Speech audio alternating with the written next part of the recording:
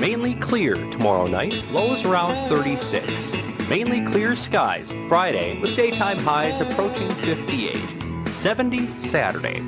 That's your forecast on Kim Radio, Talk That Matters. Currently, it's 56 degrees.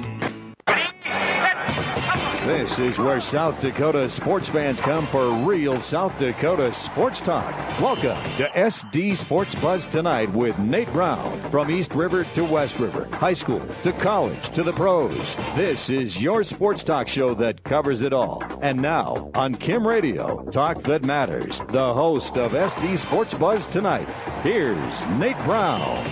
Well, hi again, everybody. Welcome back into West River's Sports Talk radio program. Glad to have you a part of this post-election sports talk program. And I don't know about you. It's been a long run, a long race, a long night last night. I stayed up really late and watched all the results like many of you. So I don't know about you. We can lighten the load here a little bit. We've talked about this for a long time, and I'm as big a politics guy as anybody. Absolutely. A lot of people don't know that about me. I'm as big a politics guy as anybody. Minored in political science in college and just really get into it. But even for me, time to take a breather, take a step back, and enjoy a little South Dakota sports because this week is exciting. We know that. The high school football championships are upon us.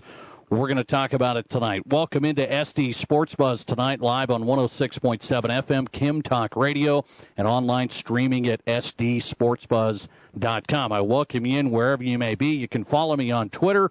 Also get the interviews there after each show. I'll tweet out links to the interviews at Nate Sports Guy is how you do that if you're on Twitter, at Nate Sports Guy. Let's get to the lineup locked and loaded this Wednesday night. If it's Wednesday night, it's SD Sports Buzz tonight featuring Max Hodgin, head coach of the defending state champion Madison Bulldogs in 11A. That's the class I've really been watching. Not that I haven't focused on the others, but 11A to me is the most competitive, has the most parity.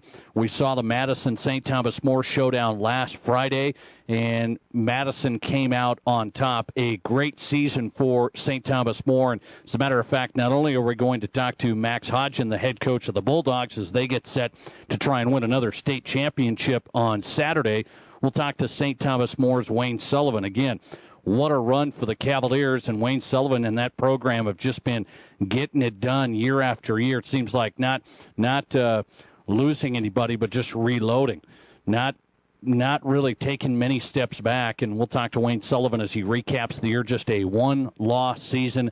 That loss, unfortunately, coming in the semifinal matchup this past week. Wayne Sullivan on tap, Max Hodgin on tap to talk about that matchup and also the 11A title game. We'll get into college football. The last game of the season for the South Dakota Vines football team is coming up Saturday at O'Hara Stadium. Beautiful day for football, about 70, sunny. Get out to watch the Hard Rockers try and go back-to-back winning seasons, which would be the first time it's happened since way back in the 80s. Zach Tinker, head coach of the Hard Rockers, joining me tonight talking about their matchup against Western State out of the RMAC out of Gunnison, Colorado. That's a 1 o'clock kickoff on Saturday. A side note there, Veterans Day, of course, coming up on Friday, and at the Hard Rocker football game, it's going to be Salute to Services Day. So veterans, active duty military, and first responders with their ID, you get in free to that Hard Rocker football game on Saturday, a 1 o'clock kickoff again against Western State. And if you haven't seen South Dakota Vines football lately, I will say this again. If you haven't seen it, I've been here quite a while. Watched a lot of college, high school. This college football team is way different than you've ever seen before. I encourage you to get out there. And by the way, what a great day to do it. Salute to Services Day, especially for our veterans, active duty military, and first responders. You get in free with your ID on Saturday at O'Hara Stadium. We'll talk to Zach Tinker about that. Also, college basketball is approaching. I can't believe it. You've already seen some college basketball exhibition games get going. And we'll talk Hard Rocker college basketball with head men's coach Jason Henry tonight. Coach Henry back at the helm for the Hard Rockers for another season as they get set to try and make a run into the RMAC playoffs this year. And they'll start on the road all the way down in Texas. We'll talk about it and get a season preview from Jason Henry, South Dakota Vines men's basketball. Tonight, I mentioned the high school football championships. They start tomorrow. 9-man plays tomorrow. Then we get into the 11-man games Friday and Saturday. And we'll talk to John Krogstrand, Assistant Executive Director of the South Dakota High School Activities Association, about a whole host of topics. We got you covered with Broncos update. Broncos writer Doug Ottewill with Mile High Sports live from Denver here on this program. And Craig Maddock momentarily. He'll chime in from Sioux Falls. Craig Maddock, of course, covering all the state football championships on South Dakota Public Broadcasting. And Craig will join us from out there in Vermilion as he gets set for a long, it's not a long, grinding 3 days, but it's a lot of football in 3 days, and Craig Maddock at the helm. We'll talk to him shortly. I want to get to my picks. We've done it all season. Brown's Best kicks off this program with a high school football picks, and I will point out, not going to pick the 9-man games. If Harding County would have made that run, we're a little closer by. We've covered Harding County on this program a lot, and head coach Jay Wallman's done a nice job up there. They couldn't quite get by Langford in the semis, so I haven't followed enough 9-man football. I'm not going to speak intelligently on it. I couldn't make good picks on it. I just don't even want to go down the road of trying to act like I'm going to tell you who's going to win. So I'm not going to go 9-man games. Those happen tomorrow. Good luck to all teams. Wish everybody the best of luck. Sure wish I would have seen Harding County make that run. They've been a regular in the Dome. But my picks tonight going to focus on the 11-man football games, which start with the first one Friday. The 11B title game kicks things off at 11-man football Friday. Winner takes on Groton. And for me, this has not been a hard pick all season. I've said winner from the start. You can go all the way back. Find the archives if you want on SDSportsBuzz.com. You can find the archives. Go all the way back. And I said winner would win this year, hands down.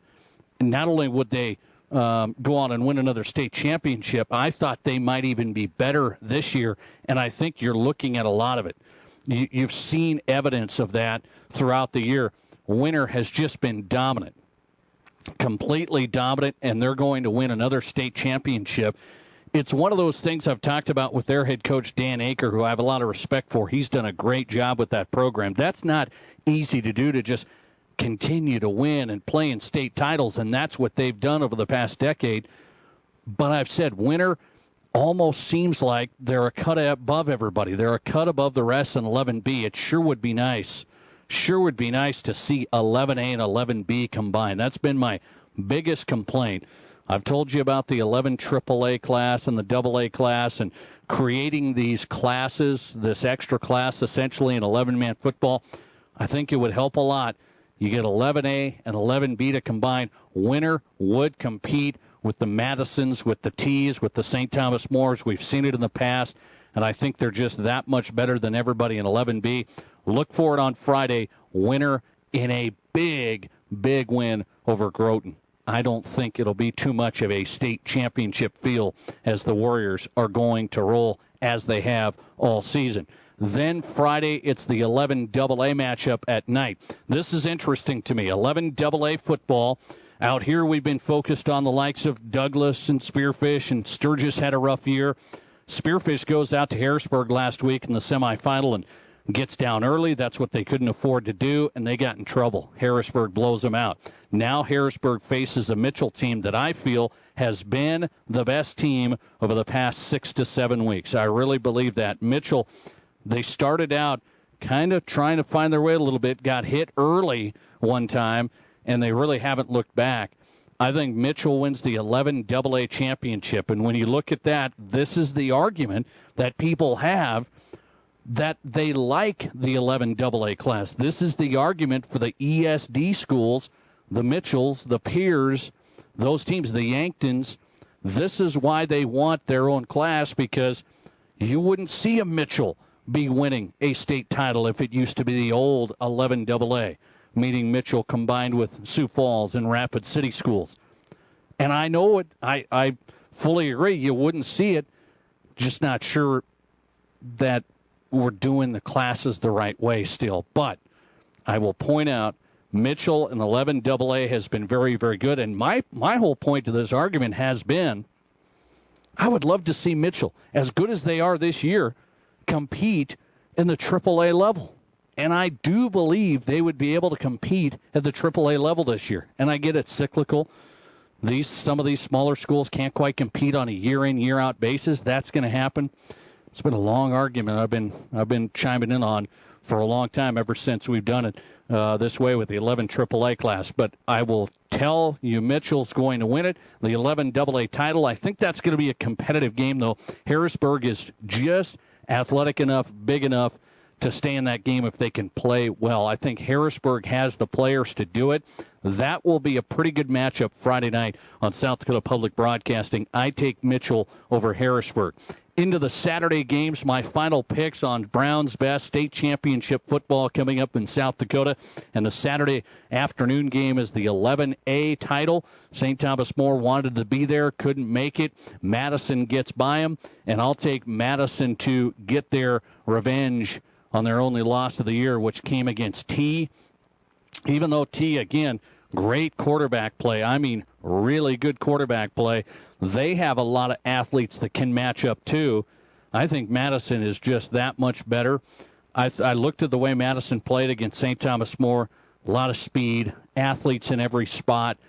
They even survived some early, sluggish, mistake-prone football, and Madison still came out on top. I think Madison's going to come ready to play, win another state championship Saturday. I take Madison in the 11A over T. And finally, the AAA matchup. We've kind of lost interest there potentially. It's always been an all Sioux Falls title since we've had it, and Sioux Falls, Washington now playing Brandon Valley. So not quite all Sioux Falls when it comes to the public schools or O'Gorman out there, but Brandon Valley right in their backyard. Two great teams. Should be a great high school football game. I do believe that, and I'll give the edge to the favorite, Washington. Brandon Valley, though, can hurry and put some points on you. They did it against Roosevelt. They barely hung on. I think Sioux Falls, Washington, they've been really, really good from the start. They've shown it every week. They really haven't had any scares. Sioux Falls, Washington beats Brandon Valley.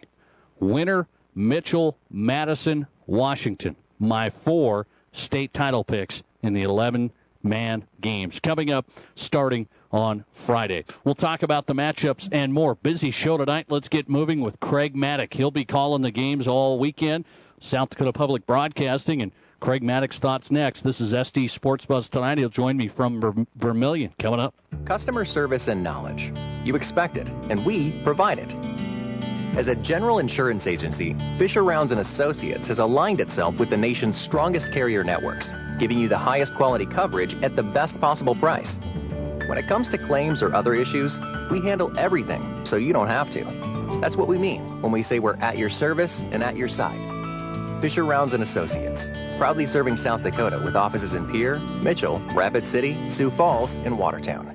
6 p.m. this Thursday, November 10th, McPherson Auction Company will conduct an internet online restaurant equipment auction on behalf of BJ's, intersection of South Dakota Highway 79 and 36 at Hermosa, selling a complete collection of professional restaurant equipment and furnishings, plus convenience store equipment and items. Also selling a small amount of office furniture from the Wells Fargo branch banks in Blackhawk and Lee. Open house to view the auction items from 2 till 4 p.m. Day of sale this Thursday, November 10th at BJ's in Hermosa. This internet online auction begins to close at 6 p.m. this Thursday. Full auction details at McPhersonAuction.com.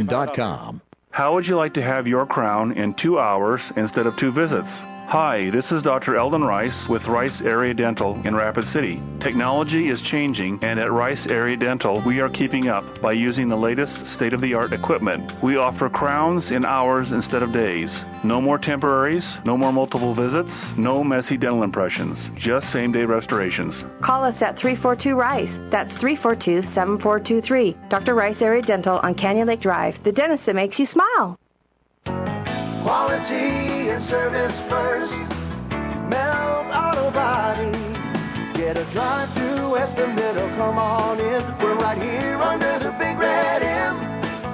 Over 30 years our family has put quality and service first. We take pride in making sure you're satisfied. Quality and service first. Mel's Auto Body. Mills Auto Body, proud sponsor of the Mills Auto Body Sports Line. That's where we go next. Welcome back into SD Sports Buzz tonight. presented by Save-A-Lot Food Stores, East St. Patrick Street in Rapid City. For the best prices on groceries, and you're going to get stocked up for Thanksgiving just a few weeks away, get into Save-A-Lot Food Stores for all your discounts throughout the store and great specials on meat every day. Save-A-Lot, East St. Patrick Street in Rapid City. Nate Brown live, 106.7 FM Kim Talk Radio, and online at sdsportsbuzz.com, a live stream there through our YouTube channel. We welcome you back in. Exciting week. I always get excited for this.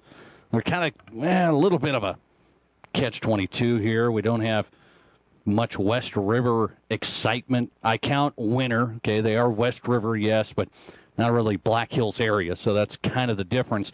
We don't have a lot of Black Hills area representation out of the Dome this week.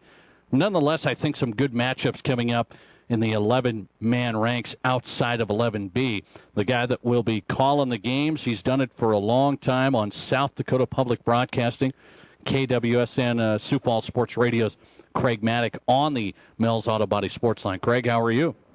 Hey, I'm doing good, Nate. Been poring over a lot of numbers for the last few days, and it's kind of ironic, talking about the 11-man games. Of course, we have 4 11-man contests, and in 3 of them, it will be rematches from earlier in the season. Yeah, that is interesting, and I think, I talked about it a little bit to start the show, I think 3 of those games I think will be pretty good for you as we get ready to watch you on South Dakota Public Broadcasting. The one I'm a little dicey on, obviously, is Winter. I've said from the start, they're so good. They just really are, and it seems like Groton's going to have an uphill battle to kick things off Friday.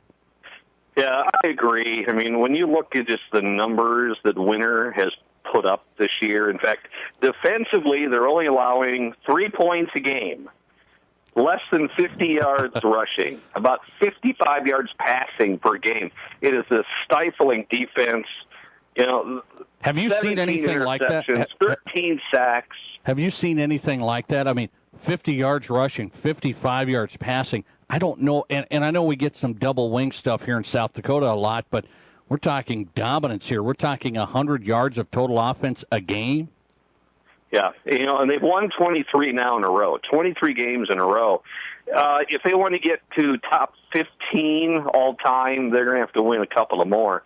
So I'll have to worry about that next year. But the point is, this has been a team that has been looked at all year, ever since they won it all last year, that they had all those juniors, and they were all coming back, and they've been very impressive. And I can't wait to see Coach Aker in this offense and defense. It is amazing what Groton is going to have to do, though. And for Groton area, let's face it, they've been not bad either. I mean, their defense is only giving up 10 a game. They're giving up less than 100 yards rushing, less than 75 yards passing. What's going to give? And Groton is averaging some 300 yards per game offensively. So I think Groton's going to have to pass more. I really do. I think if they're going to try to run through Winter, that's going to be a lost cause. I think they're going to have to throw the ball, and I mean, Bennett Shabazz is going to have to play one of the games of his life for Groton area. Here's the thing that I can't quite figure out as a football analyst, commentator, play-by-play guy. I've covered Winter a ton, maybe even more than you, because we've covered a lot of games over the years as they played St. Thomas More out here. You've seen them a lot at the Dome. I can't quite figure out why teams can't stop Winter. It's a pretty simple system. It's the wing tee, a lot of sweeps, counters, quarterback runs. It's not that hard. Now, they run it so effectively. I mean, so well, so disciplined. I just wonder, how come teams, I don't know, load up the box and it sounds simple. Why can't teams stop Winter? That's a great question, Nate, and I think it's because of all the misdirection and the consistent timing of what it takes to run the double wing. Winter does it so well. Well, I mean, we've seen the West Centrals and the O'Gormans play that for years and years. In fact, O'Gorman has gotten rid of it, mainly because of a new coach. But the point is, if you run the double wing to perfection, it can be real tough, because you can just go run, pass, and then run some more. But Winter does it so well. That'll be a big key for those linebackers for Groton area coming up this week. It is interesting because it's if it was so simple, teams would do it. They can't do it. And Winter, by the way, they run it so efficiently, and they just stay with it too. Dan Aker not going to panic. If they get stopped, they have to punt. It's okay. They've got a great defense. They're going to come right back. They don't hit the panic button there. He stays with it. They've done a great job. I look at it from your perspective now. What do you see from Winter moving forward? Let's say they win the state title, 23 wins in a row. What's Winter looking like moving forward? It seems like they've just been so good every year. Well, they were all juniors last year. Now they're all seniors.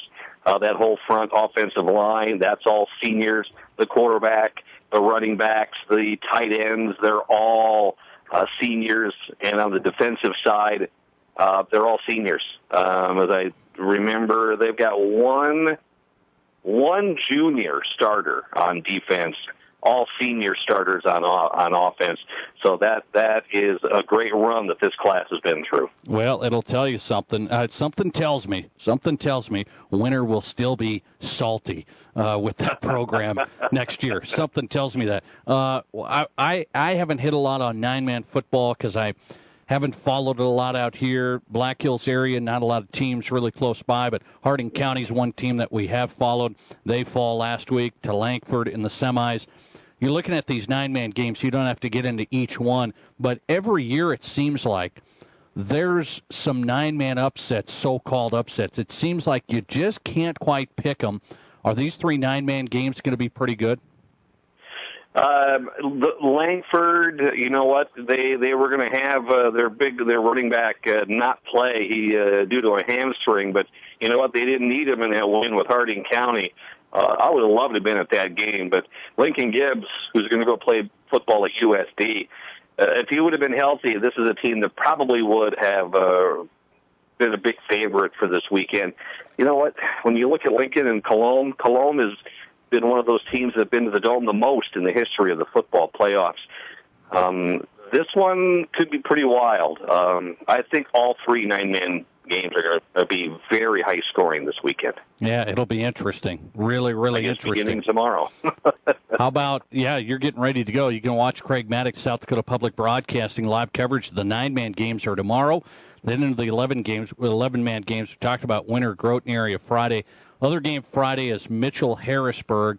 I made my picks here. I went Winter, Mitchell, Madison, and Washington. So I didn't upset the apple cart too much. What do you think, Double A? I think that could be a good one. Harrisburg has the talent, the size. I do think if Harrisburg plays well, that's going to be a tough go. That could be a good game.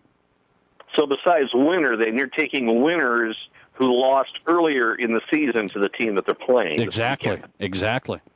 Mm-hmm. Well, the Mitchell-Harrisburg game, Harrisburg had to go to Mitchell, first game of the season, and Mitchell had injuries where they had a number of their starters go out because of cramps, and that affected the game big time. This Mitchell offense is very explosive, and we got Spencer Negebauer, 35 touchdowns to 38 touchdowns he has scored this season. That is a 11-man record. And they got Keel Nelson. This is an offense. They got weapons that it's going to cause, I think, some problems to Harrisburg if they don't match up correctly defensively. And for Harrisburg, Hunter Headley, he's passing for 1,300 yards. They got Jack Anderson, a 1,500-yard rusher. This may be the highest. Pretty daunting here. This could be one of the highest scoring 11-man games that we see. Is that right? They're going to just put up some points. Is Mitchell? Let's just say this. I think Mitchell, like you said, I kind of went with the teams getting the revenge, and I think that's going to happen. Mitchell, Madison, Washington. Is Mitchell a team that could compete at the AAA level? I mean, that's what this discussion has been over the past couple of years. Some of these teams in AA that used to be with the big boys, and they've made great runs. Yeah, I know it's not every year, and that's the ESD's argument is, hey, every year we can't compete. But a team like Mitchell this year, could they do it at AAA? Well, they beat Lincoln this year. Pierre gave Washington a marvelous game this year, but lost late in the game. So there were definitely some competitive games. Harrisburg, their only 2 losses have come to AAA schools. They lost to Roosevelt by 20. They lost to Brandon Valley by 20. But they were just overmatched. I mean, those two schools with Roosevelt and Brandon were the top of AAA. They just couldn't match up totally with them. But for the most part, Mitchell has done a great job this year, and they were very. I would love to see the 11 AA champ take on the AAA champ. I think that's always would be a great matchup. Yeah, really interesting stuff. Couple more. Madison T. I told you I'm going with Madison. I think they woke up when they got beat by T just a few weeks ago. They played a game against St. Thomas More that wasn't flawless, but they created turnovers. They're just so athletic and big. They just have. I was impressed with the athletes from Madison. I think Madison will again play T very, very close, and I think Madison's going to win another state title. What do you see from T? T held Madison scoreless when they met earlier in the season. If I remember, it was like 28-27-0 at halftime. And T area, they scored late in the first half, and then their defense held Madison scoreless, and then T comes back and wins it. It would be hard for me to believe, with all that athleticism with Madison, that you can hold that team scoreless again in the half with Giles and the Yankees and the Laytons and the Gooseys. It is going to be a tall order for T, but if you're T area, you know what? You've done it once. You tell your team, hey, we've done it once, we can do it again. But, again, they still have to play one of the best games of the season to do it. By the way, great quarterback play at T is what I'm hearing. Great quarterback play. What's that player like?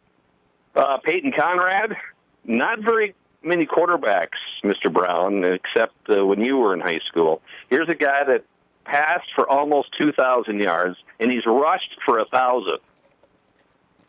Wow! All year. Wow! So here's a 2,800-yard passer and rusher leading the way for T area. You got to wonder if, specifically your Madison defense, you've got someone following Peyton Conrad no matter where he goes. Yep, he's scoring. He score him out of there, makes plays with his feet.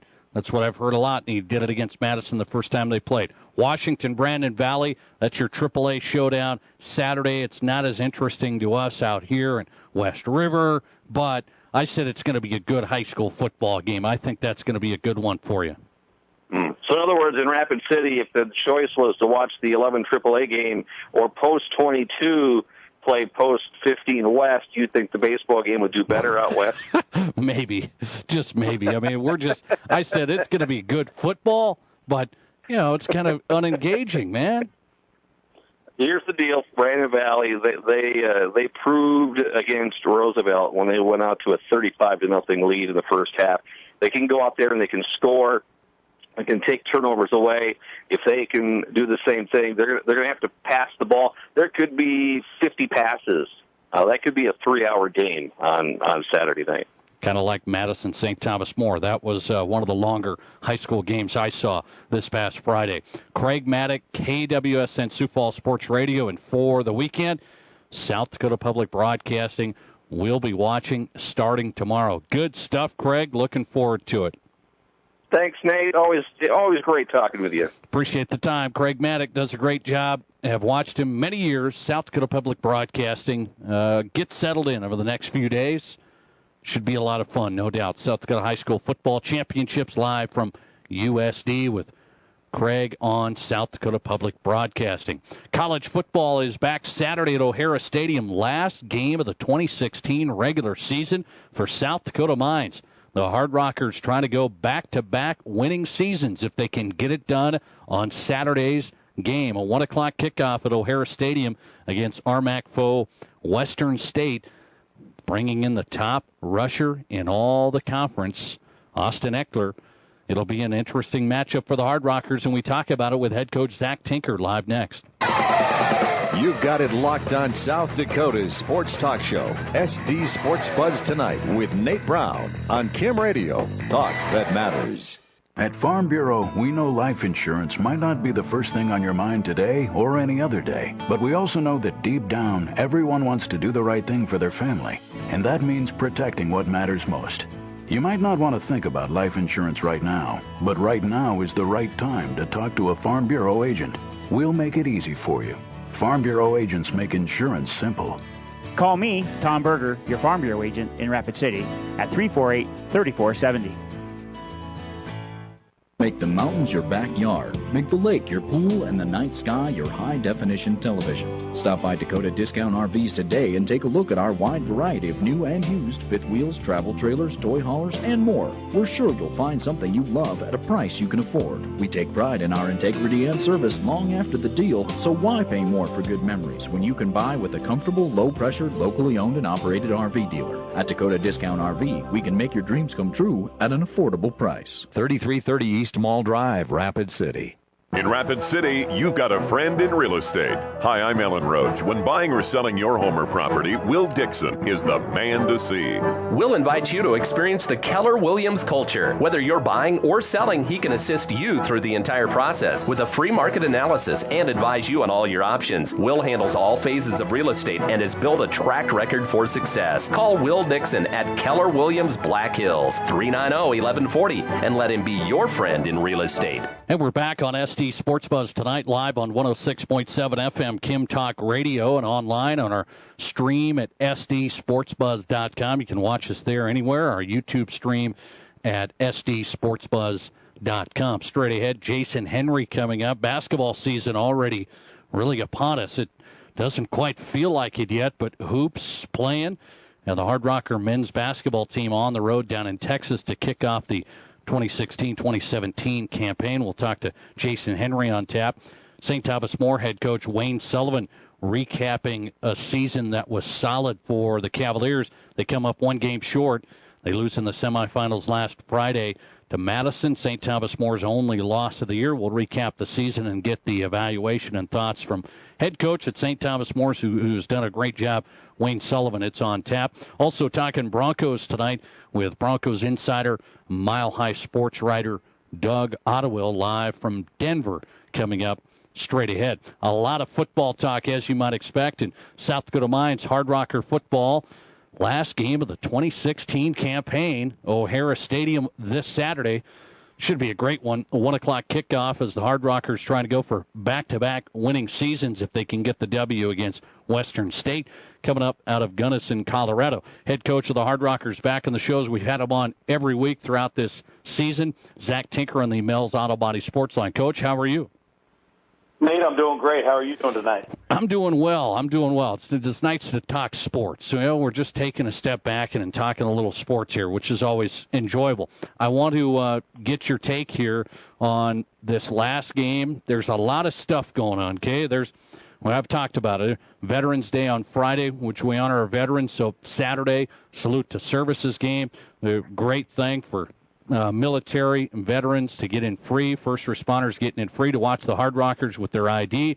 You've got your senior day, which I know is very important to you as well. Talk about that. You're going to try and win a football game. You're playing your last football game of the regular season here, but when you have this many seniors, what's it mean here going into that matchup? Well, Nate, I think you're hitting it right on the head there. We're really focused on having the great balance this week of doing what you need to do to prepare to win a football game, because that's priority number one this week. There's no question about it. And Western State comes in. That's a very good football team. It's going to be a competitive RMAC football game. We've gone through 9 of them now. This is the number 10. And every time we line up for an RMAC opponent, we found that the intensity level is high, the competition is fierce, and the Rockers have been up to the challenge more times than not. But you also have to balance the fact that 20 young men are going to play their final college football game, 20 young men who chose South Dakota Mines, 20 young men who chose Rapid City, South Dakota as the community they wanted to get their college education and pursue their dream of playing college football. And those 20 young men have truly put their blood, sweat, and tears into this football program. And so because of that, I feel a great obligation to honor them and the service they've provided to this program. So you're trying to balance those two things, of going and winning that game, but also showing the proper respect and really the proper send-off for those 20 seniors. You talk about 20 seniors on this club this year, the most you've had here showing where the program has grown. These guys grinded it out. 20 seniors. What did having 20 seniors on this year's team for this year's success, what does that do for the program?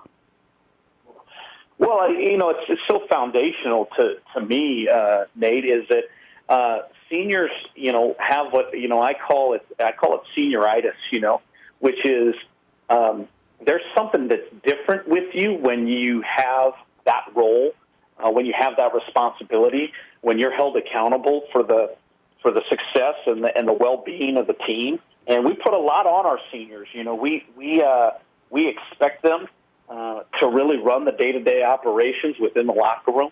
We expect them to mentor the young players and really be that what we would call servant leadership to the program, which is really demonstrating what it is to demonstrate and show the core values of Hard Rocker football. So for us, that senior program is very, very important, and we think it's their final, kind of their final moment that they have where they can demonstrate that they've learned the values of the program, and then they pass them on to that next group. So for me, as a head coach, this senior class has made it so that I don't have to spend a lot of time worrying about the day in, day out housekeeping of the program, because our seniors, led by our awesome captain David Jackpour, basically run the discipline of the program in and of themselves. And so it's going to be a very, very emotional time for me to say goodbye to these guys, because these are guys I have a great relationship with.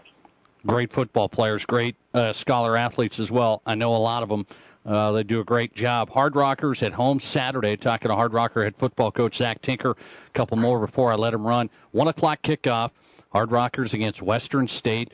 Coach, if you win the game, back-to-back winning seasons, I looked at the numbers here, haven't seen it at South Dakota Mines, let alone at the D2 level, but haven't seen it at South Dakota Mines. You have to go all the way back to the 80s, back-to-back winning seasons.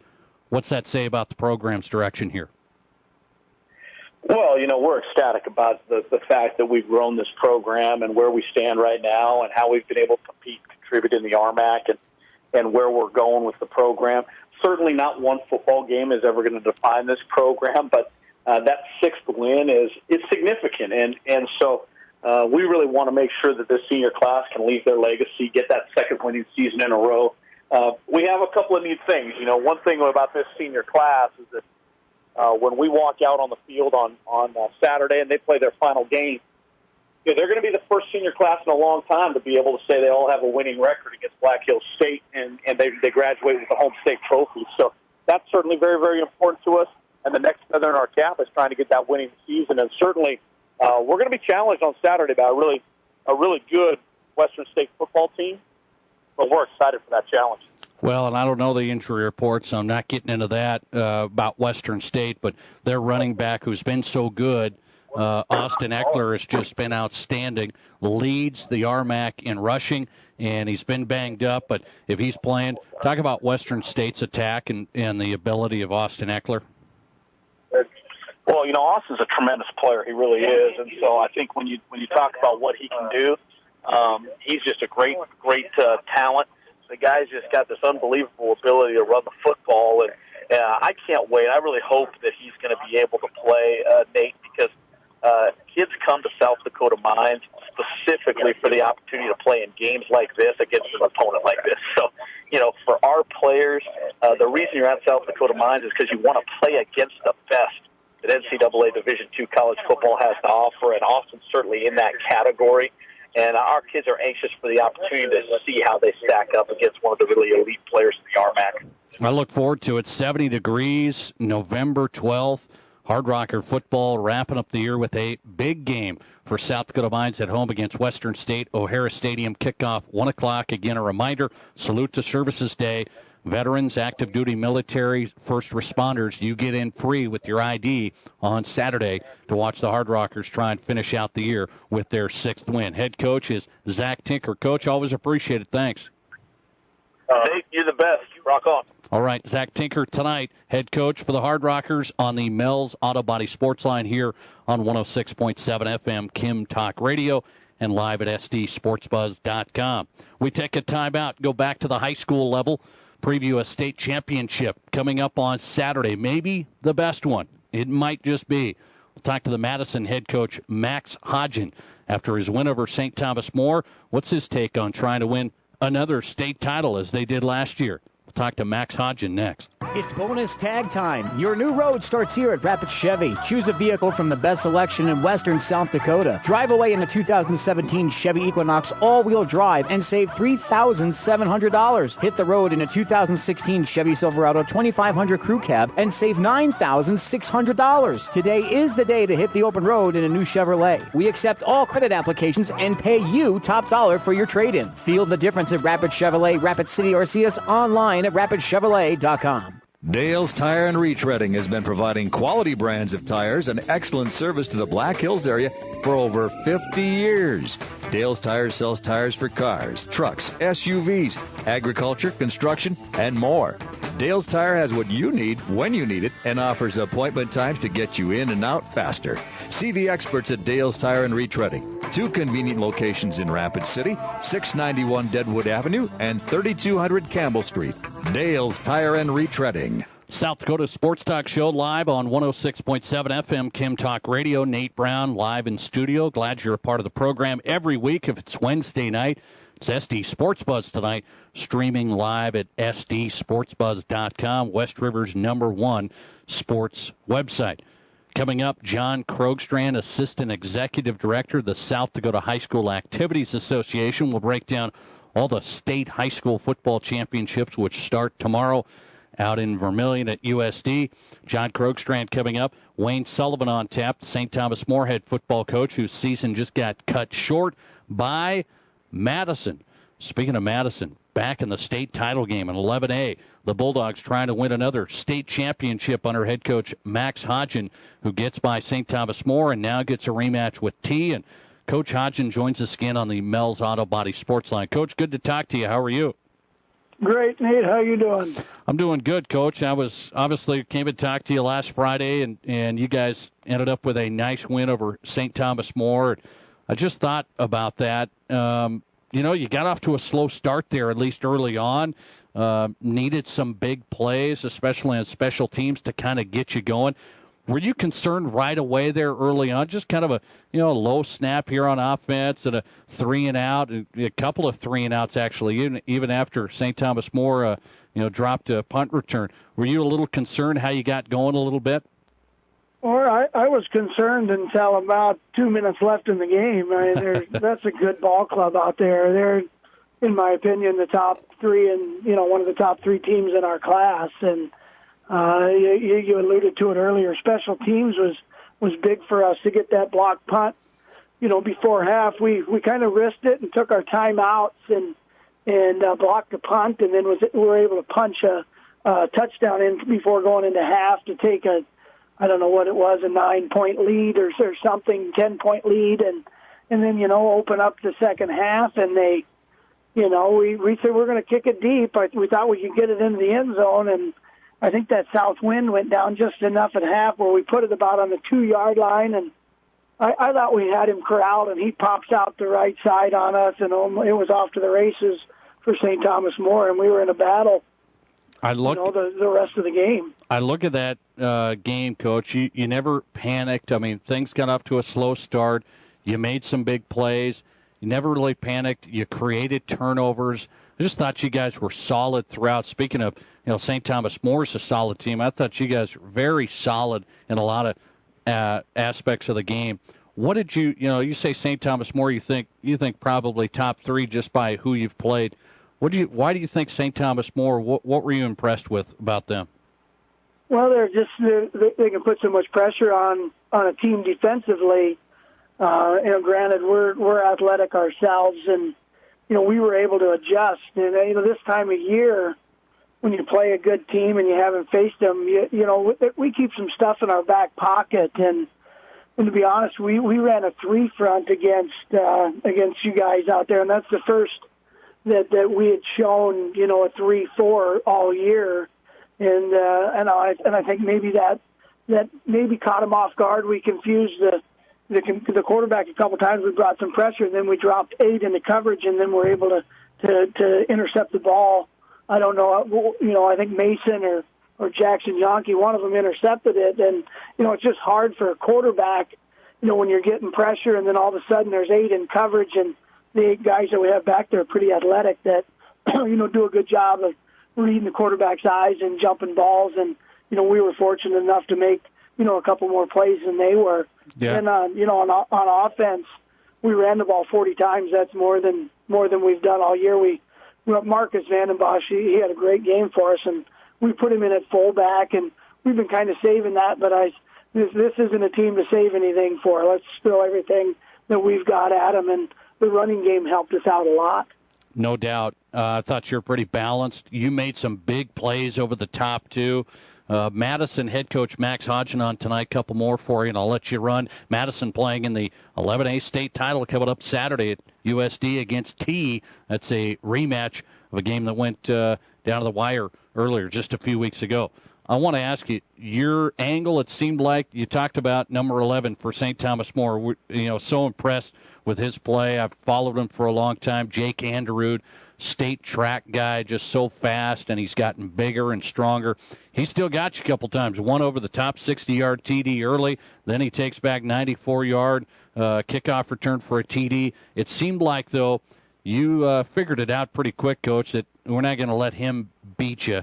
It seemed like you went double coverage on him a lot. Was that concerted effort, saying, hey, this is a guy we can't let beat us here?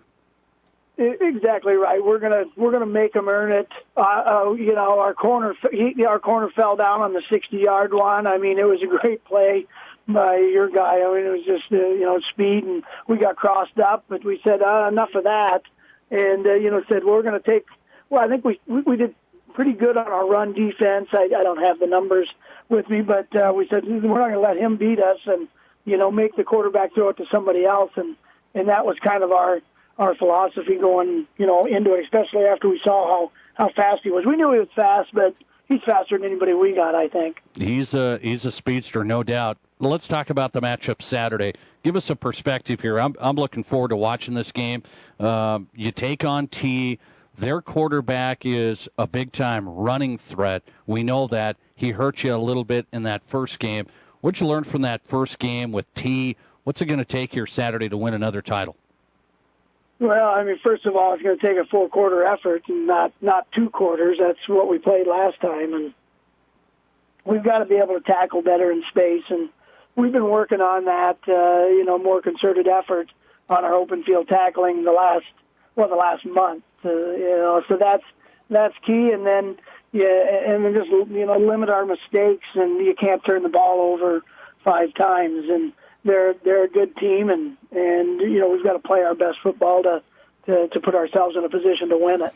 Coach, if you win it, another state championship for you. Madison Bulldog football is starting to really get people's attention then. It already has. Then it's really starting to look like, man, you're really rolling. What's the state of this program right now in your opinion? Where are you going from here? Well, I mean, 7 years ago when I took over, I couldn't have envisioned being here. This is the 4th year in a row, and I'm proud of the accomplishment. But a lot of that credit goes to our players that we have, and our assistant coaches, and the administration that supports all of us. And it's been a great ride. And we're down to the last 3-4 days of the season, and just finish strong and and enjoy it and soak it up, because you never know when you can get back there. We don't take anything for granted. I look forward to it. Coach, done a nice job. Look forward to the Saturday matchup. Max Hodgin, head coach at Madison, trying to win another state championship. Thanks, Coach. Hey, thank you now. All right, Max Hodgin, great guy to talk to. Always appreciate his time. He's done a nice job, to say the least. Back in the state title game, 4 years now. 4 years, and trying to win the state championship again, just like last year. Max Hodgin, head coach of the Madison Bulldogs, and that's the team I have picked. I think Madison is going to get it done. They didn't play really well against T. I think they're just that much better than teams in 11A. Not a huge discrepancy like winner in 11B. I don't think so. I think St. Thomas More was a few plays here or there from being not only in the game as they were, but winning that too. I think that was a winnable game, but I think Madison, when it all comes together, they just make plays. They have a lot of athletes, big team. This is a good football team, the Madison Bulldogs. They can hit you a lot of ways, and I think they do it again to win another state championship in 11A. We come right back and get into the NFL with our Broncos insider. Talk Denver Broncos football. I'm a little concerned. I'm a Broncos homer. I really am, but I'm a little concerned about Denver Bronco football offensively. It was something else this past week. What does Doug Ottewill think? He covers the Broncos on a day-in, day-out basis with Mile High Sports. Broncos writer Doug Ottewill joins me live next. Real South Dakota sports talk for real South Dakota sports fans. This is SD Sports Buzz Tonight with Nate Brown on Kim Radio. Talk that matters. Looking for a winning team? Check out the Black Hills Unbeatable Tandem of Xerox and the color experts at Matheson's. Hit a home run with the Xerox Workcenter MFP today, and you'll be able to print, copy, and scan your crucial business documents and marketing materials just like the pros do. Matheson's cost per copy program is the safe play every time. You pay nothing up front for the equipment, and the high cost of supplies and repairs become a nightmare of the past. Visit the Matheson's team of Xerox All-Stars at 324 St. Joe Street, downtown Rapid City, or at Mathesons.com.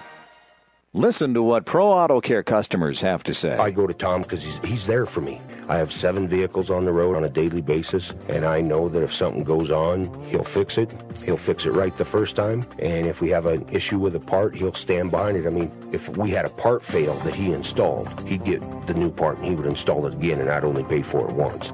Everybody that I know that needs work on their car, I say this is the only place I would go. Pro Auto Care. Phone 342-0857, 1891 Rand Road, Rapid City. Each South Dakota farmer operates differently, and that means that ag insurance should be as unique as every farmer in the field. Fisher Rounds & Associates gets to know you and your operation before we find a policy. That way, we can make sure you have the coverage you need. Contact Fisher Rounds & Associates and see what it means to have us at your service and at your side. Fisher Rounds & Associates, serving South Dakota farmers with offices in Pierre, Mitchell, Watertown, Sioux Falls, and Rapid City. 6 p.m. this Thursday, November 10th, McPherson Auction Company will conduct an internet online restaurant equipment auction on behalf of BJ's, intersection of South Dakota Highway 79 and 36 at Hermosa, selling a complete collection of professional restaurant equipment and furnishings, plus convenience store equipment and items. Also selling a small amount of office furniture from the Wells Fargo branch banks in Blackhawk and Lee. Open house to view the auction items from 2 till 4 p.m. Day of sale this Thursday, November 10th at BJ's in Hermosa. This internet online auction begins to close at 6 p.m. this Thursday. Full auction details at McPhersonAuction.com. Welcome back. SD Sports Buzz Tonight, live 106.7 FM, Kim Talk Radio, and online at SDSportsBuzz.com. Live stream there. And a reminder, if you miss any interviews from the program, go to SDSportsBuzz.com tomorrow. All the interviews, archived, podcasts. You can list each one at your own convenience. Still on tap, a lot of great guests coming up. We go down to Denver right now. We always love talking Denver Broncos football with guy that does a great job, analysis, write-ups, milehighsports.com. You can see some stuff there, Mile High Sports Magazine. From Denver, it's Doug Ottewill talking Broncos on the Mel's Auto Body Sports Line. Doug, how are you? I'm not too bad, Nate. You mentioned it before I hopped on, but, man, I'm just happy to be talking sports and not politics. I said it's been a long grind, man, long race. And I told people this tonight, Doug. I told people this. Political science minor in college, so I'm kind of one of the, I'm one of those guys that kind of loves the campaign and that whole thing. So I'm one of those rare individuals that just gets into it. But I said, I'm even going to take a breather. Let's have some fun here and give people a little reprieve.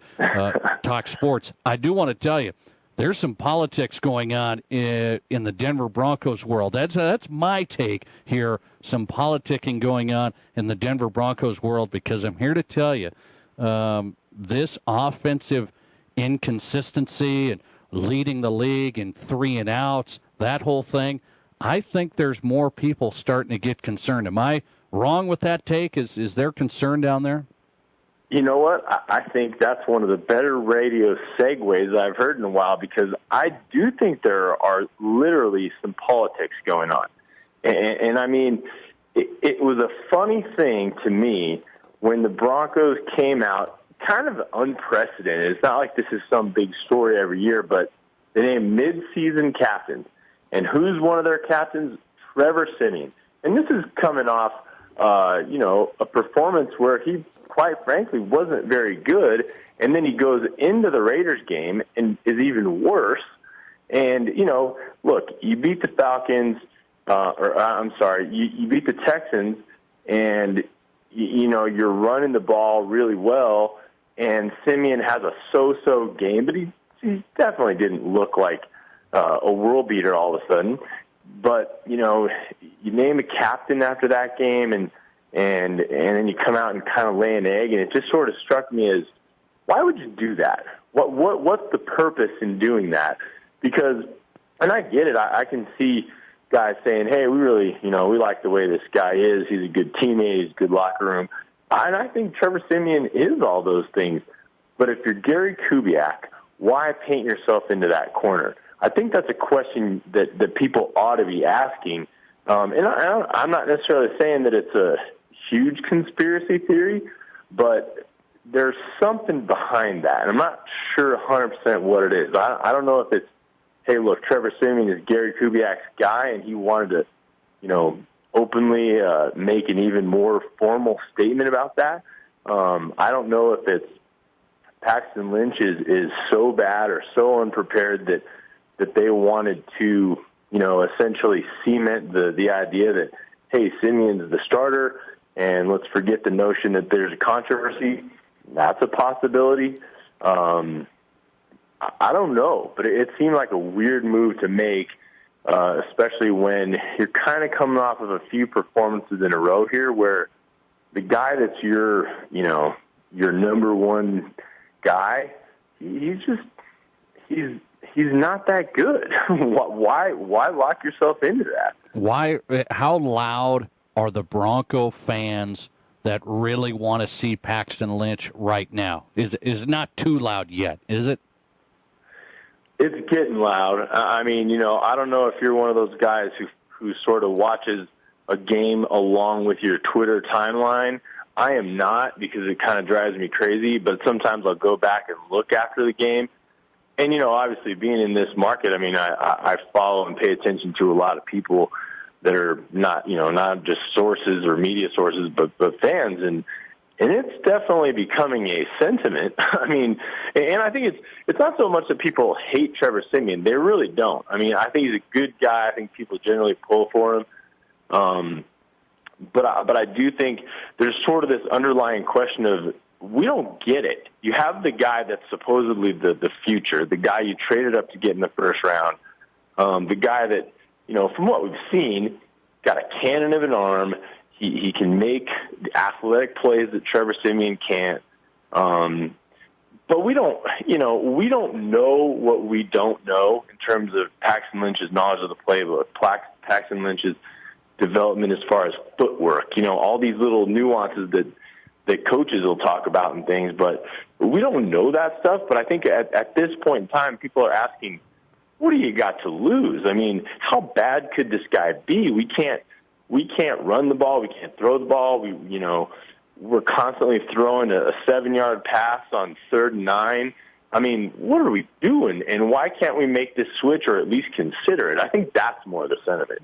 Doug Ottewell, MileHighSports.com. You can read great Denver Broncos coverage there. MileHighSports.com joins us from Denver on the Mel's Auto Body Sports Line. Here's the deal, though. Are offensive players showing any frustration? I see it from Emmanuel Sanders. I mean, and I'm just seeing that openly here. Emmanuel Sanders, Demaryius Thomas. I mean, there's some guys that are showing some frustration. Is it not with Siemian? Is it with the play calling? I'm not getting the ball enough, that classic stuff. What do you think it is there? I think it's both, really. I mean, if there's different scenarios. I mean, there's times where Gary Kubiak has kind of come out and said, hey, we got to establish ourselves as a running team. Well, whether they do or don't kind of varies from game to game. I mean, against Houston, they ran the ball really well. This last week, against the Raiders, they couldn't run it at all. So, are they a running team or not? Well, they're not really a good running team if they are one. So, I mean, the play calling is one thing, but then, you see those certain throws that are just a little off, or a guy have to wait after he makes his break to get the ball. Those are the ones where I think you see the eye roll from guys like Sanders and Thomas, because look, they've been playing with, especially Demarius. I mean, the guy's played with the best quarterback ever in the most historical season ever. He only has 100-yard game, and he's put up 1,300 yards for 4 straight years, even last year. And I think at some point he's got to say to himself, this guy can't play. I can't get the ball. I can't get it when I need it or how often I need it. And when it's coming, it's he was targeted quite a bit the other night. Just the percentage is low. So I think that again, it kind of goes back to what the fans are saying. At some point, there's going to be an issue. I think inside and outside the locker room. Here's the sentiment, though. The Broncos, you get the feeling as though this defense is still really, really good. We know that. So the Broncos, even though I felt like for the first time, geez, I think the Raiders are better than Denver. Yep. I mean, I felt that for the first time in I don't know how long. It seemed like the Raiders were better than us. But the problem I'm saying is the Broncos fans, and I think the organization still has to feel we got a championship defense. Can we figure some things out on offense? Meaning, is there any opportunity? Is there anything to be done? And that's why I think fans are saying, let's not go to Paxton yet.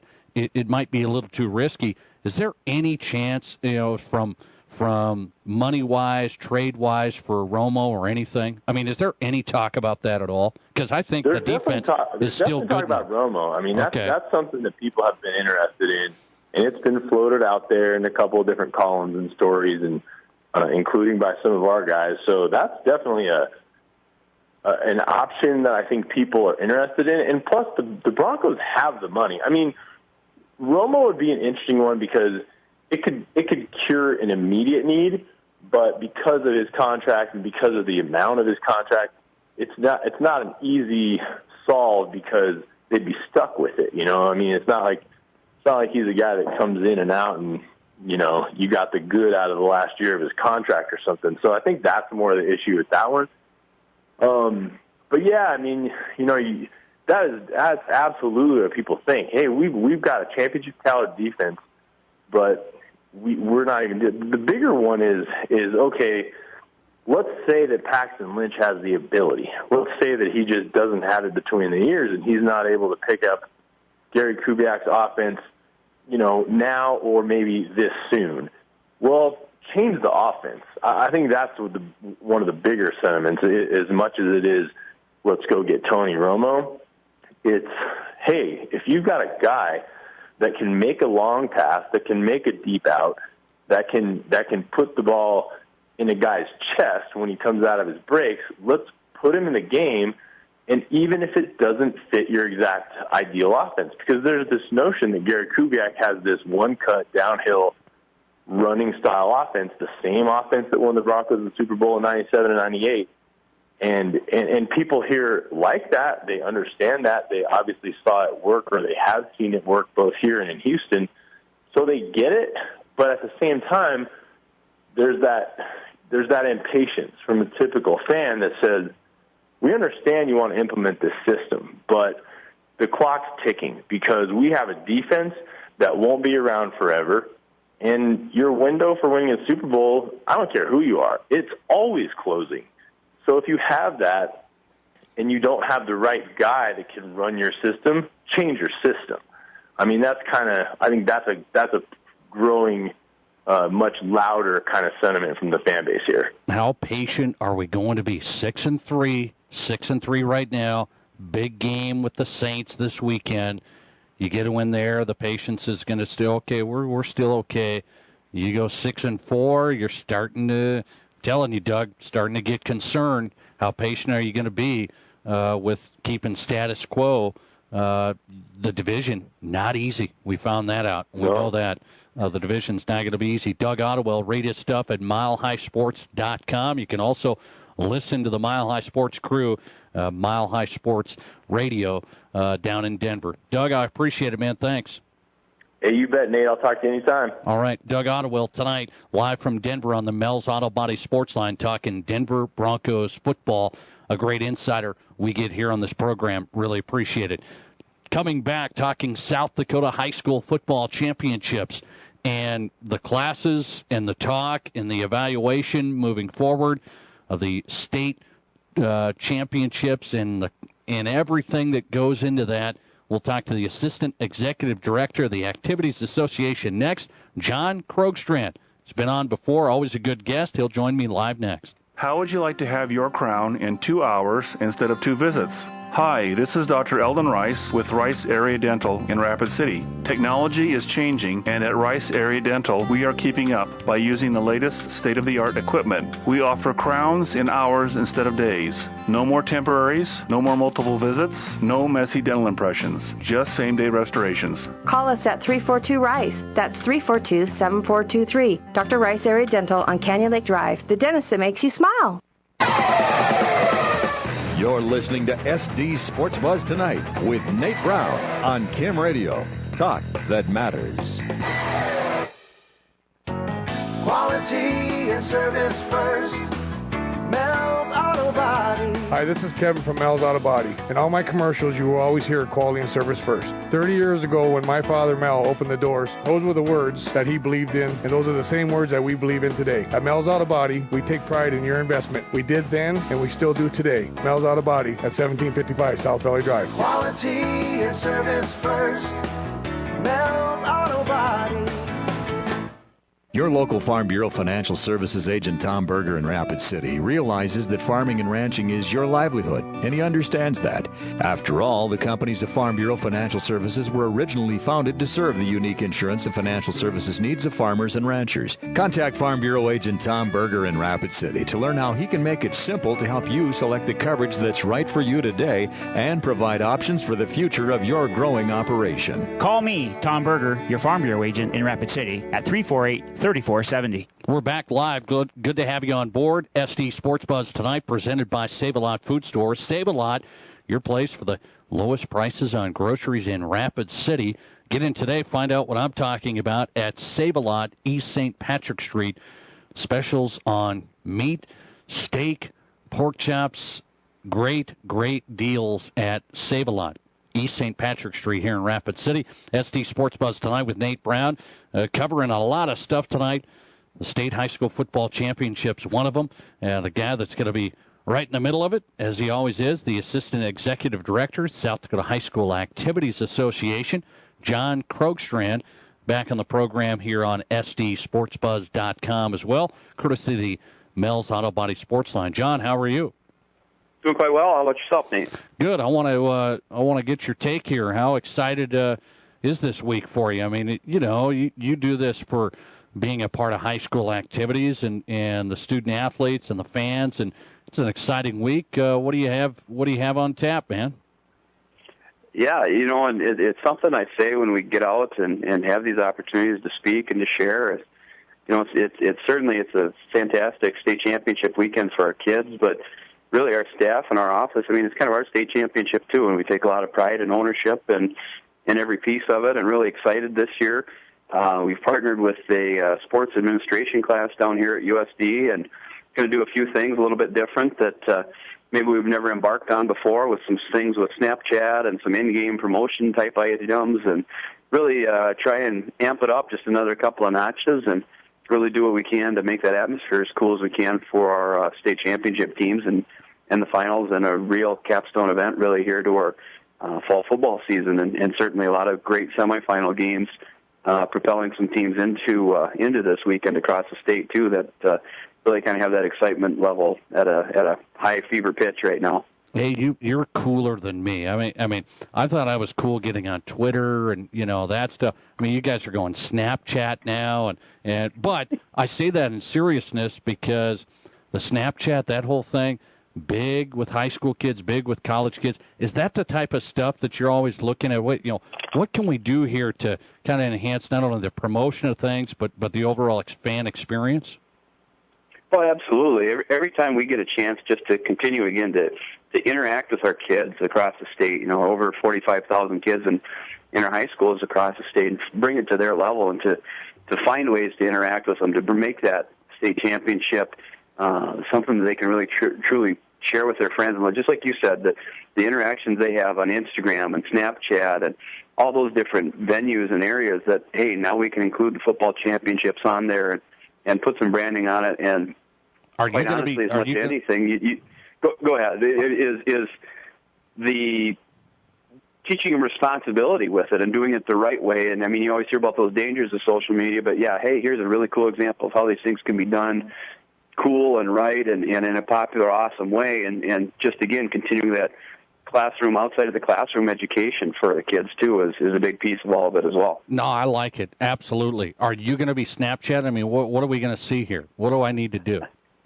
Well, we will. It's going to be with the South Dakota High School Football Championships. You can find them pretty easily on Facebook and Twitter.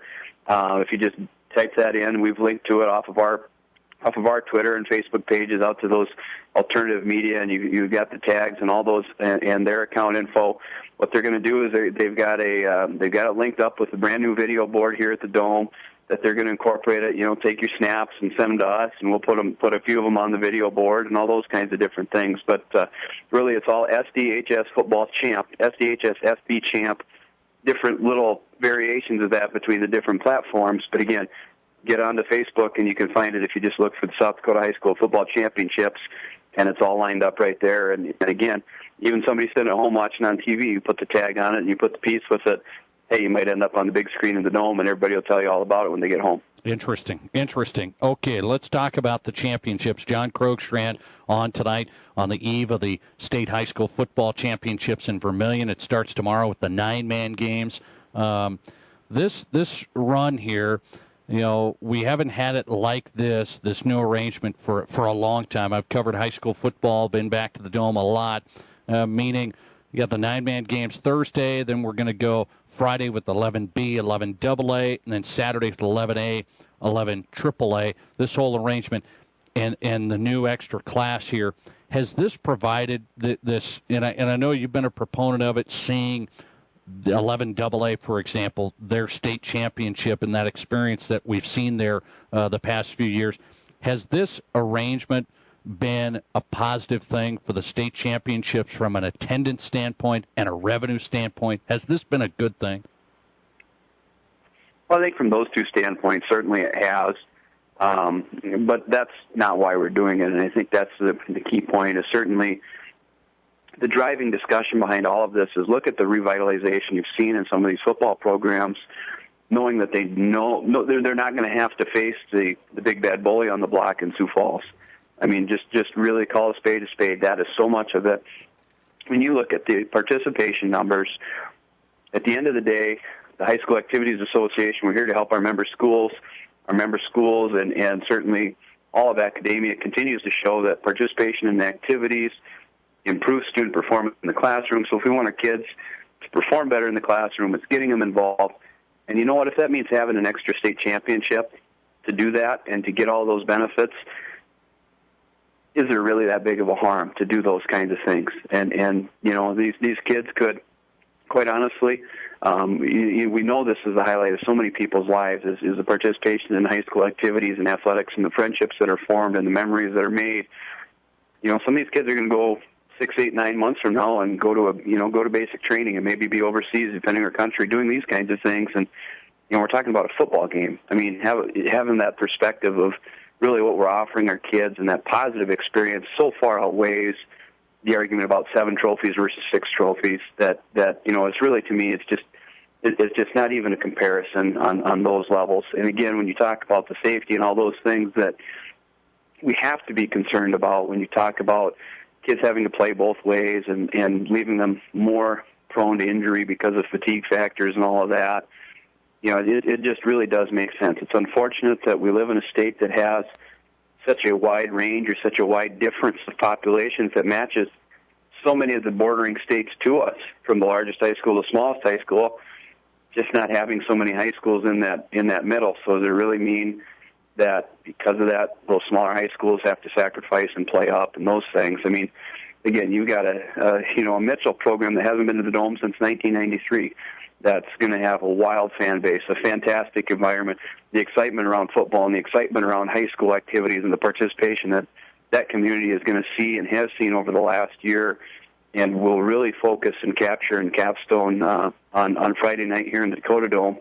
It really is hard to argue against that for what the benefit is for those kids.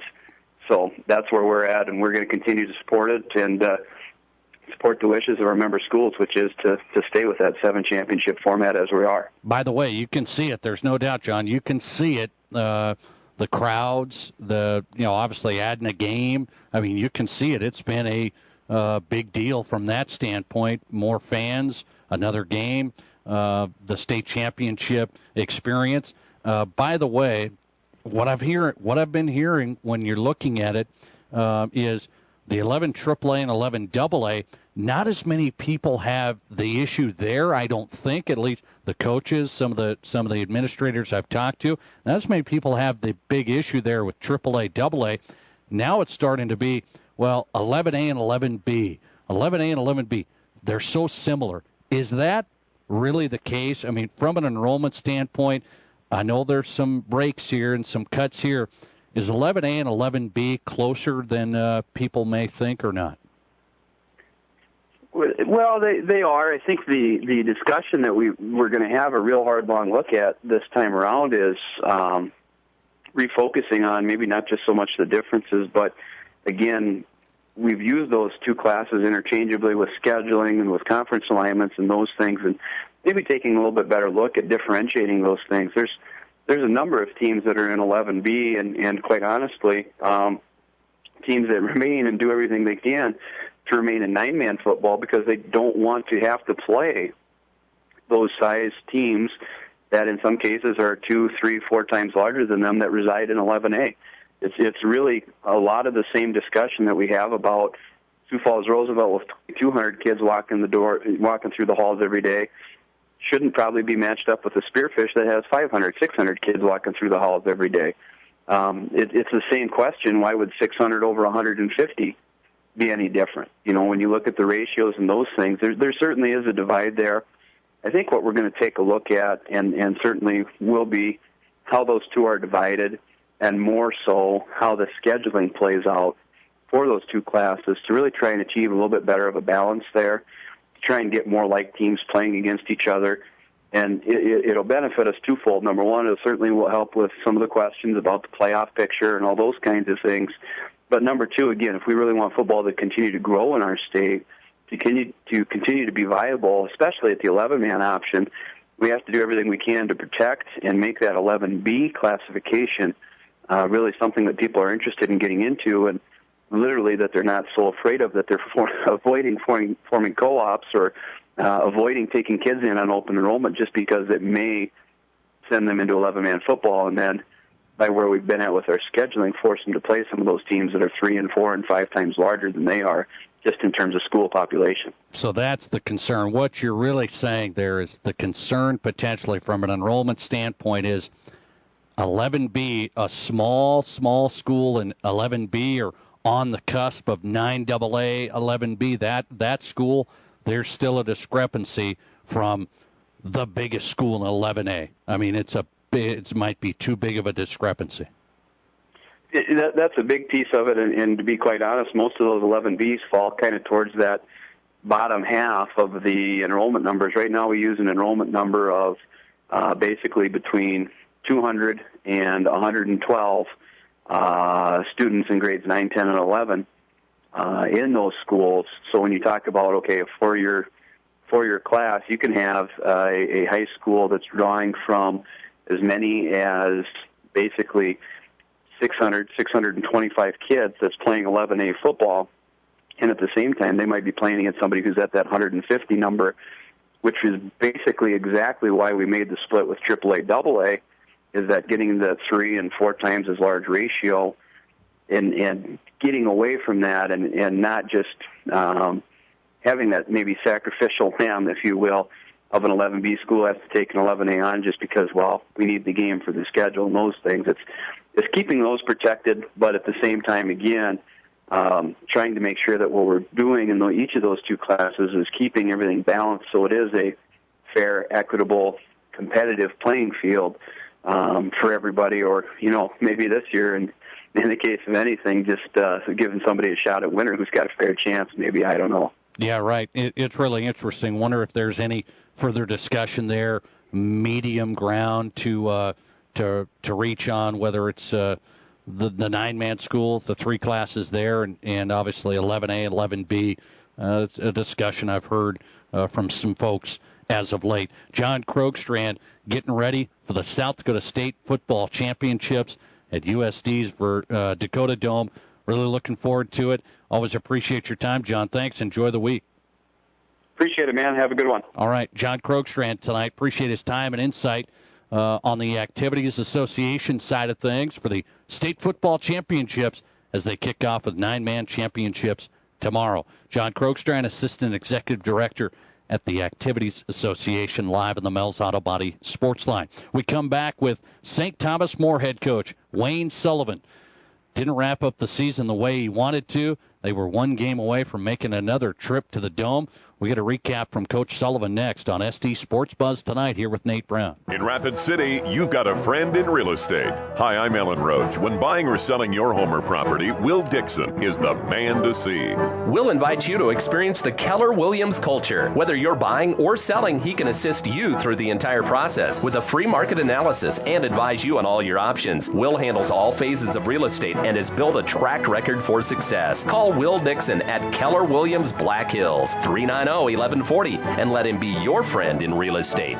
Make the mountains your backyard. Make the lake your pool and the night sky your high-definition television. Stop by Dakota Discount RVs today and take a look at our wide variety of new and used fifth wheels, travel trailers, toy haulers, and more. We're sure you'll find something you love at a price you can afford. We take pride in our integrity and service long after the deal, so why pay more for good memories when you can buy with a comfortable, low-pressure, locally owned and operated RV dealer? At Dakota Discount RV, we can make your dreams come true at an affordable price. 3330 East Mall Drive, Rapid City. And we're back on SD Sports Buzz tonight, getting set for the State Football Championships out at the Dakota Dome. They kick off tomorrow with 9-man football and then a run through 11-man Friday and Saturday. Busy show tonight talking about it all. College football and even some college basketball talk straight ahead. South Dakota Mines college basketball starts this week as well. And the Hard Rocker men under head coach Jason Henry again this year, getting set to go on the road to kick off the season down in Texas. We'll talk to Coach Henry and get a preview of the Hard Rocker men's basketball team straight ahead. But talking high school football, a team that had an unbelievable year, and I talked about it at the beginning of the program tonight. They do it every year, it seems like. They are right in the thick, and they get cut short 1 game from their stop they wanted to be at, which is in the 11A title game. They get beat by Madison this past week. Of course, talking St. Thomas More, the only loss of the year was to Madison this past Friday. Their head coach is Wayne Sullivan, back on the show. We've had him each week. Joins us on the Mel's Auto Body Sports Line. Coach, I know it never gets any easier, and that's the thing. You've been in the game a long time, but your overall feeling after Madison's matchup, what did you have to tell your team after, a team that, like Madison, that they played? Great team in Madison. You had a great team yourself. What was the message to the players this year?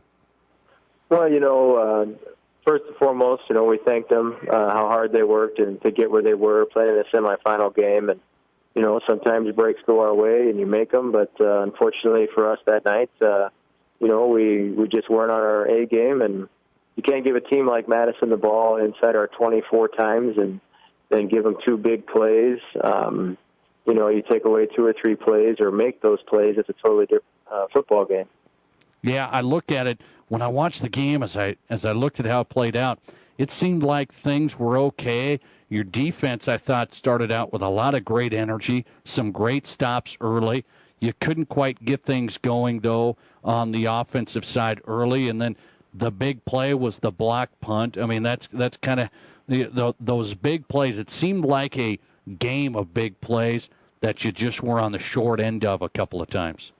Oh, exactly. 3 to be exact. You have a 3rd and 16, and they score on a 65-yard touchdown, and then again we have them 3rd and 7, and then they hit a little curl, break a tackle, and go for another 45, 50 yards. And, of course, like you said, the block punt. And, it was just unfortunate that we weren't able to make those plays that we usually do. But hats off to Madison.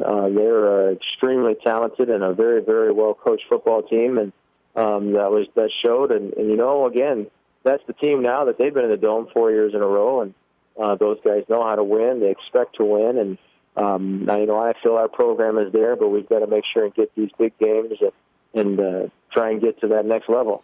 Coach Wayne Sullivan on tonight. St. Thomas More head coach had an unbelievable year. Just one loss on the season. Came to Madison in the semifinals.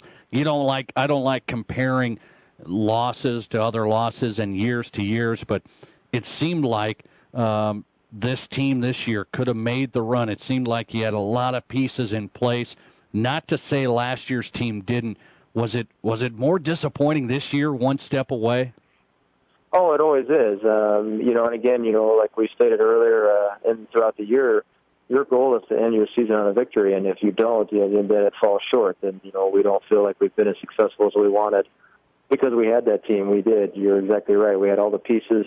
We had all the experience. I think one of the things that I always tell our boys that we're so proud of them is we're the smallest day school out there. We made it by one boy by the what they do for enrollment. So again, for us to be battling Madison, and I thought we matched up well. I really did at all the skill, and even the line. I felt our defense kept us in it. We just didn't get a couple breaks to get the ball in the end zone, and but again, that's football. Max Hodgson, head coach at Madison, said, "Boy, St. Thomas More, they were a team that we had to do some different things against." He said we kind of like keeping some things in our back pocket if we can, and we had to bring out some of the things we maybe weren't planning on, like a 3-man front. They did it a lot. They even dropped 8 in the secondary. Did they surprise you on some things like that? Yeah, we knew they would do some of those things, and we were ready. But again, the thing, as people say, you can't simulate type of that game speed, as you can in practice. Your 1s and 2s try to do the best they can. But again, that's a very, very talented and fast team, Madison, as well. They've got athletes all over the field, and they did. They mixed it up. I thought we adjusted well. I thought we, a lot of times we drove from even the 20 to 20 or even our 99-yard drive that we were able to put on. I thought we were able to do some certain things, but we just, kind of shot ourselves in the foot every once in a while. And again, we gave them 3 extra possessions, which if you don't win the turnover battle and you can't make the big plays, usually you're going to struggle. You try and put your finger on mistakes, and I know high school kids are going to make mistakes. It's a part of the deal, and it's a tough part because you never blame it on this guy, that guy, whatever. Why the mistakes? Was it Madison caused? Oh, yeah, definitely. I think a lot of it was just on how they were able to come out and be intense and then play their game. And, again, there's some coaching mistakes. I look back and I'm like, oh, my gosh, why did I call a timeout? Or, I could have made a personnel change here or there or call a different play. You always look at that. And a lot of times it's sad because I'll end up second-guessing myself, and I should have went with my first instinct. And even, however long you're in the business, you do that. But I'm so proud of the boys. They played their hearts out and left it all on the field, and that's all we could ask for. Okay, Coach, now you try and focus on moving forward. I mean, the state championships haven't even been played yet, but for your program, you're going to lose a lot of good players again. Where's the spots you need to dial in and get guys to step in? Well, again, we do. We lose 10 seniors, and out of those 10, 5 or 6 of them been 3-year starters, so we are going to lose some experience. And again, in key areas, some very good slot guys, running backs, line. We lose 4 linemen. We lose our starting quarterback in Preston Arity, and again, Chase Sturness at center, and kids like Cameron Sees and Hunter Collins, Jake Anerud. Just every one of our seniors, I can go down and list them all, and they're just so good and talented and helped our team. But something that's very promising is if you were to look at our defense, we have 7 returners coming back, which is a good sign for us. We lose a safety and our 2 starting DNs, so we're going to, and our outside backer.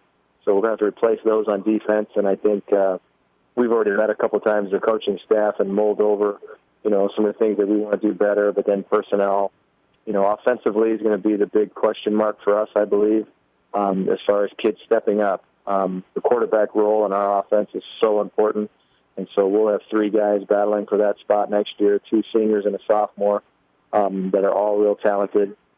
Kane Cavanaugh, Jackson Shedd, and Ryder Kirsch all have an opportunity. And then again, some linemen. We're going to have to create some linemen. We've got 1 returning starter in Dylan Woods. He'll be a junior. So those are some key areas on offense that we're going to have to really work on in the winter and spring and in our summer program. St. Thomas More, seems like you guys always put it together. You did again. Big run deep into the season. Lost in the semifinals to Madison, who's back in the Dome for a 4th year. When you look at the teams out there, Coach, I'll let you run with this. You look at the teams. How has Madison kind of, I don't want to say they've taken your spot. They haven't, but you guys used to be there time after time. Where's the ups and downs here? Who are the teams to beat? Well, again, as I said earlier, a lot of it is having more boys in your hallways and being able to have better athletes that come out. So we're going to keep, getting in our hallways, trying to get every single one of our boys to come out and play, get them out for track, get them competing for basketball. I think, as always, though, I think Madison, West Central T area, they're going to be extremely good. And, Del Rapids is looking good. A is loaded. You go 1 through 10 each year. I mean, anybody can beat anybody. It's going to be another phenomenal year in A football next year. Cavaliers with a great year under head coach Wayne Sullivan. Coach, did a nice job as always. I know you wanted to be there. Couldn't quite make it. Great job this year. Appreciate you coming on. Thanks, Nate. I appreciate it, bud. All right. Wayne Sullivan tonight on the Mel's Auto Body Sports Line. St. Thomas More head coach, week in, week out. Appreciate his time talking Cavalier football, and it was another big-time run for the Cavaliers. Came up a little short to, I think, the eventual state champion. I really do.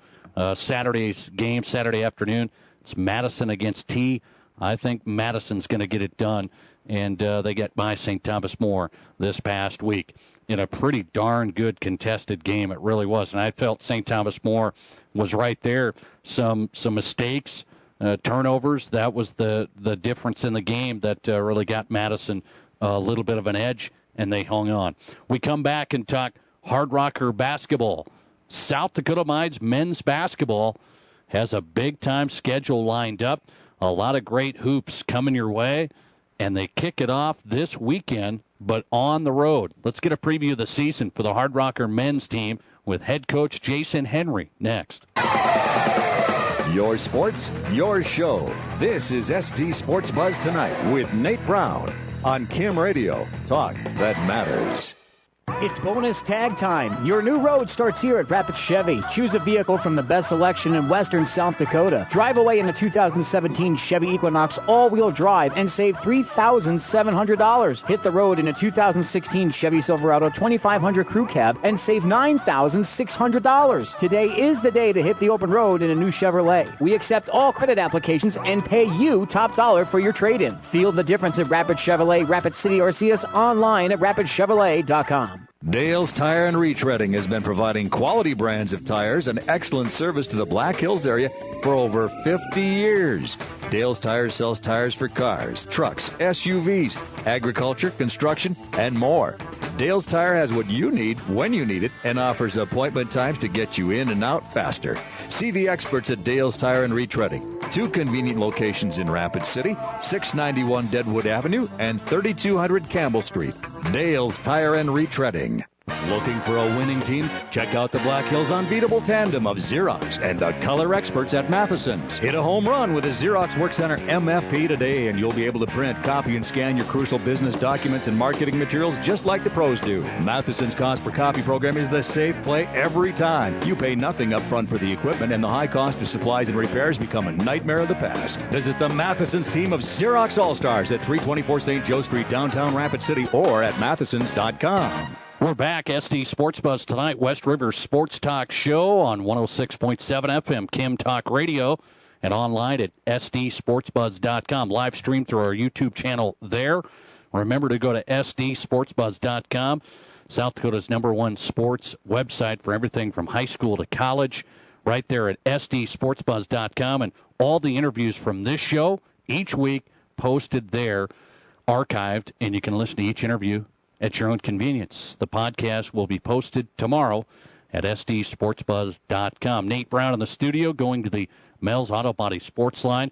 It's already basketball season. I know we've been dialed in on football. It seems like this football season is just flying by, and now we get set for hoops, and the Hard Rocker men's basketball team getting set to kick off the 2016-27 campaign.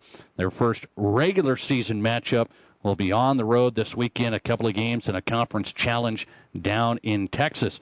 The head coach back at the helm for the Hard Rockers, Jason Henry, on the Mel's Auto Body Sports Line. Coach, how are you?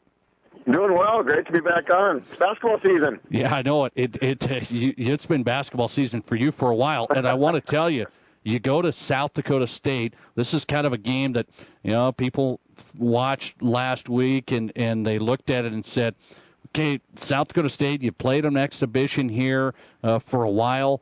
And I looked at it, and South Dakota State, new coach, new feel. You go out there, you've got some new players, but I felt like it was a closer game than in years past. And I know it's exhibition. I know different things you're trying to get a look at, they're trying to get a look at. Did you feel like that was a better feeling from that game than you've had in years past?